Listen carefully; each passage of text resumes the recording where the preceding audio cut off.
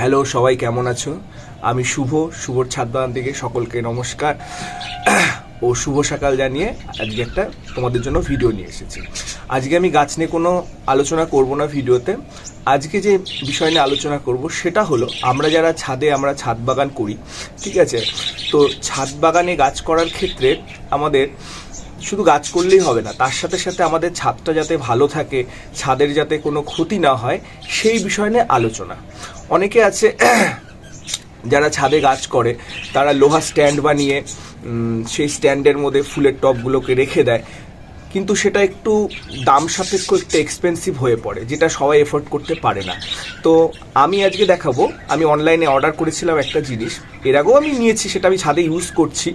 তো সেই জিনিসটা আজকে তোমাদের সাথে দেখাবো, যেটা একটু বাজেট ফ্রেন্ডলি, খুব সহজেই তোমরা ওটাকে কিনতে পারবে, ছাদ বাগানের ক্ষেত্রে ব্যবহার করতে পারবে।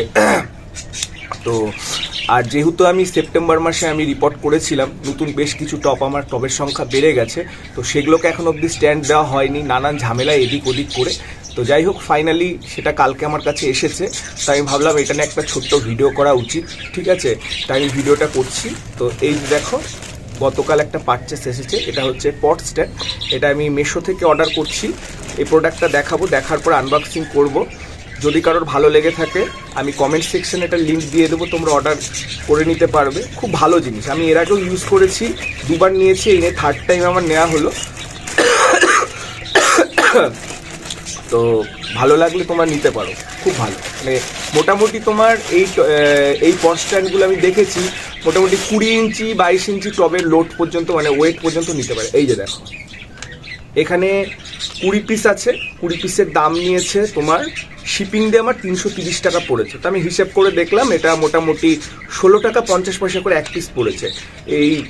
এই যে দেখো, 16 টাকা 50 পয়সা করে এক পিস পড়েছে।